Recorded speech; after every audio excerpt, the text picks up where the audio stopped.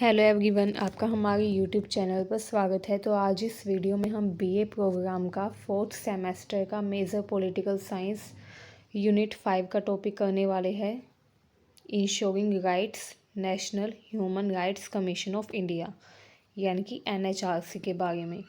तो आपका ये जो सब्जेक्ट है, क्योंकि इसका नाम है पब्लिक इंस्टीट्यूशंस इन इंडिया, तो इस सब्जेक्ट में आपको सारे पब्लिक इंस्टीट्यूशंस के बारे में ही पढ़ना होगा। ऐसे इंस्टीट्यूशंस जो कि जनता के लिए बनाए गए हैं एंड जो जनता को ही सर्व करते हैं। सारे पब्लिक इंस्टीट्यूशंस में से एक प्रमुख इंस्टीट्यूशन, फेमस इंस्टीट्यूशन आप बोल सकते हैं, national human rights commission of India. तो चलिए देख लेते हैं ये क्या होता है। बट स्टार्ट करने से पहले आपसे कहना चाहूँगी, अगर आपने हमारे चैनल को सब्सक्राइब नहीं किया है तो कर लीजिए, ताकि हमारी हर वीडियो की अपडेट आपको टाइम से मिलती रहे। तो चलिए आते हैं अपने टॉपिक के ऊपर। तो चलिए स्टार्ट करते हैं अपने टॉपिक को। राष्ट्रीय मानवाधिकार आयोग मतलब कि national human rights commission, Hindi में इसको राष्ट्रीय मानवाधिकार आयोग कहा जाता है। जैसे कि आपको इसके नाम से पता चल रहा होगा, राष्ट्रीय यानी कि ये ऑल ओवर इंडिया में काम करते हैं। मानवाधिकार यानी कि मानव के अधिकार, ये मेनली क्या करता है, मानव के अधिकारों की रक्षा करता है। ठीक है, इंडिविजुअल राइट्स को सेफगार्ड करता है, इंडिविजुअल के राइट्स को सिक्योर करता है। ठीक है, NHRC मानव अधिकारों को बढ़ावा देने तथा उनकी रक्षा करने के मिशन के साथ भारत सरकार की एक स्टैंड अलोन इकाई है। भारत सरकार ने ये इंस्टीट्यूशन या ये आयोग क्यों बनाया था? लोगों के, नागरिकों के अधिकारों की रक्षा करने के लिए। ठीक है, इसके बारे में भारत के संविधान में भी उल्लेखित है, यानी कि एक वैधानिक निकाय है, संवैधानिक निकाय है। संवैधानिक निकाय वो होता है जिसके बारे में संविधान में लिखा हो, एंड इसके बारे में संविधान में लिखा है तो यानी कि एक संवैधानिक निकाय है। ठीक है, इसकी स्थापना 1993 यानी कि 1993 में मानवाधिकार संरक्षण अधिनियम के तहत की गई थी। 2006 में इस अधिनियम में संशोधन किया गया। अब यहाँ पर देखिए इसकी इस्टेब्लिशमेंट कब हुई थी, बहुत इम्पोर्टेंट है। यहाँ पर दो चीज़ें बहुत इम्पोर्टेंट है। पहली चीज़ तो ये कि ये एक वैधानिक निकाय है। ठीक है, वैधानिक निकाय का मतलब होता है ऐसा निकाय जिसको कोई कानून बनाकर बनाया जाए। ऐसा आयोग, ऐसा निकाय जिसका निर्माण किसी कानून के द्वारा किया जाए।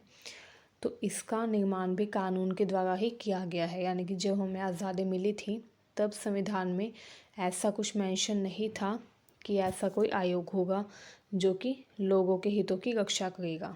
ठीक है, उसके बाद क्या हुआ, 1993 में एक कानून बनाया गया, मानवाधिकार संरक्षण अधिनियम, एंड उसके तहत ही इसकी स्थापना की गई। 2006 में इस अधिनियम में संशोधन भी किया गया। ठीक है, यहाँ पर देखिए राष्ट्रीय मानवाधिकार आयोग क्या होता है। 1993 में स्थापित हुआ था, मानवाधिकार संरक्षण अधिनियम के तहत इसकी स्थापना हुई थी। ये एक वैधानिक निकाय है। ठीक है, ये चीज़ें इंपॉर्टेंट है जो आपको पता होनी चाहिए। मानवाधिकार समाज का एक अनिवार्य हिस्सा है। भारत में मानवाधिकारों पर NHRC द्वारा नज़र रखी जाती है। NHRC यानी कि नेशनल ह्यूमन राइट्स कमीशन का काम ही है कि वो इस चीज़ पर नज़र रखता है कि किसी भी व्यक्ति के अधिकारों का उल्लंघन ना हो, हनन ना हो, किसी व्यक्ति के अधिकारों का अवहेलना किसी के द्वारा ना की जाए, किसी भी व्यक्ति के अधिकारों की अवहेलना करके किसी व्यक्ति के साथ गलत बिहेवियर ना किया जाए। इन्हीं बातों पर नज़र रखता है नेशनल ह्यूमन राइट्स कमीशन, कि व्यक्ति के अधिकार हमेशा सुरक्षित रहे। ठीक है, NHRC देश में मानवाधिकारों के प्रहरी यानी कि पहरेदार के रूप में काम करता है। ठीक है, अब यहाँ पर देखिए बहुत इंपॉर्टेंट बात लिखी हुई है, NHRC उन अधिकारों पर ध्यान देता है जो व्यक्ति के जीवन, गरिमा, स्वतंत्रता व समानता से संबंधित है। ठीक है, NHRC किन चीज़ों पर ध्यान देता है? ये उन चीज़ों पर ध्यान देता है जो किससे रिलेटेड है, व्यक्ति के जीवन से, व्यक्ति की गरिमा से, यानी कि डिग्निटी से, फ्रीडम एंड इक्वालिटी से रिलेटेड है। ऐसे अधिकारों पर वो और गहराई से और अच्छे से ध्यान देता है। ठीक है, इसके अलावा अंतर्राष्ट्रीय अनुबंधों में इनको सन्निहित किया गया है। ठीक है, अब नेक्स्ट देखते हैं। NHRC की स्थापना मानवाधिकारों के पेरिस सिद्धांतों 1991 के अनुपालन में की गई थी, जिन्हें मानवाधिकारों के प्रचार व संरक्षण के लिए अपनाया गया था।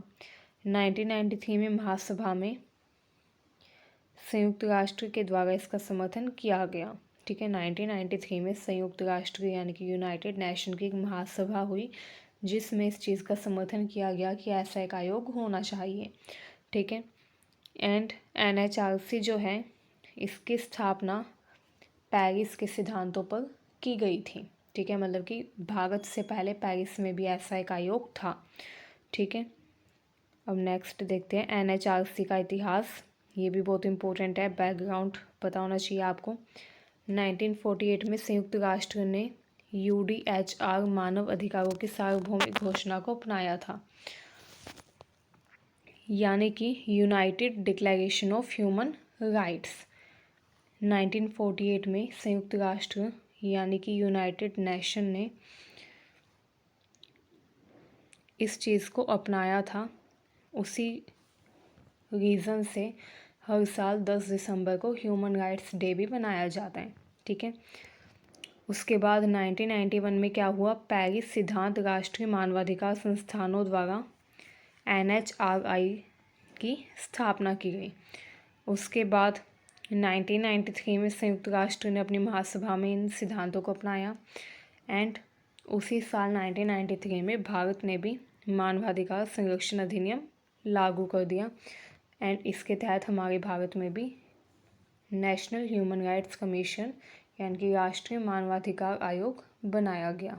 ठीक है, तो ये आपको याद करनी होगी सारी चीज़ें, कब कहाँ पर क्या हुआ था, इससे रिलेटेड इम्पोर्टेंट है। ठीक है, अब यहाँ पर ये जो सदस्य बताए हुए हैं किसमें कितने सदस्य होते हैं ये भी इम्पोर्टेंट है। NHRC की संरचना क्या होती है, देखिए राष्ट्रीय मानवाधिकार आयोग में एक अध्यक्ष होता है तथा 8 अन्य सदस्य इसमें होते हैं, यानी कि ओवरऑल इसमें 9 सदस्य होते हैं, 9 मेंबर्स होते हैं। ठीक है, एक अध्यक्ष होता है, 8 अन्य सदस्य होते हैं। ठीक है, 8 सदस्यों में से 4 सदस्य पूर्णकालिक होते हैं एंड 4 सदस्य मानित हो।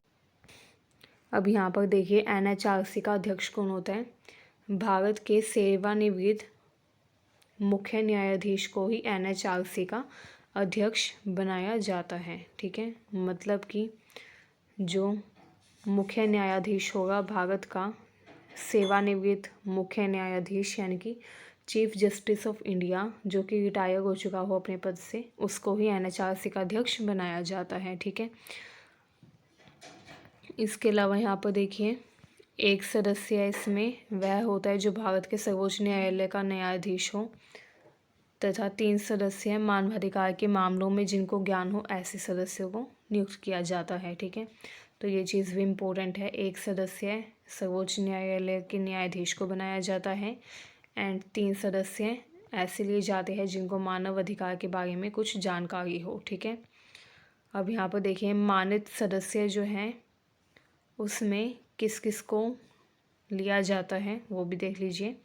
राष्ट्रीय अल्पसंख्यक आयोग के अध्यक्ष को लिया जाता है, राष्ट्रीय अनुसूचित जाति आयोग, राष्ट्रीय अनुसूचित जनजाति आयोग, ये जितने भी आयोगों के यहाँ पर नाम लिखे हैं इन आयोगों से ही मानित सदस्य यानी कि पदेन सदस्यों को लिया जाता है। ठीक है, NHRC में यहाँ पर देखिए कुछ आयोग के नाम हैं, इनके नाम आपको याद होने चाहिए, इंपॉर्टेंट है कि मानित सदस्यों को कहाँ से लिया जाता है, तो उसमें आप लिख सकते हैं इन आयोगों के नाम। यहाँ पर देखिए अब इनका चयन जिस समिति के द्वारा किया जाता है उसमें कौन शामिल होता है ये भी इम्पोर्टेंट है।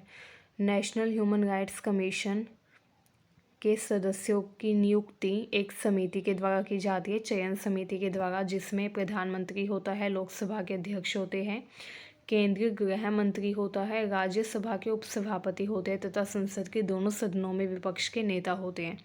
ये सब मिलकर क्या करते हैं, नेशनल ह्यूमन राइट्स कमीशन के सदस्यों को नियुक्त करते हैं।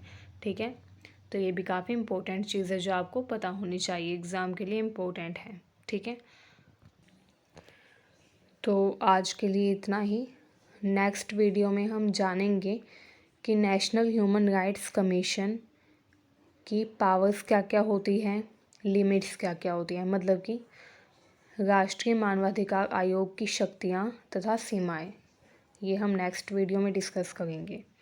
तो अगर आपको ये वीडियो अच्छी लगी हो तो हमारे चैनल को सब्सक्राइब करें एंड वीडियो को अपने सभी दोस्तों के पास भी शेयर करिए। Thank you very much.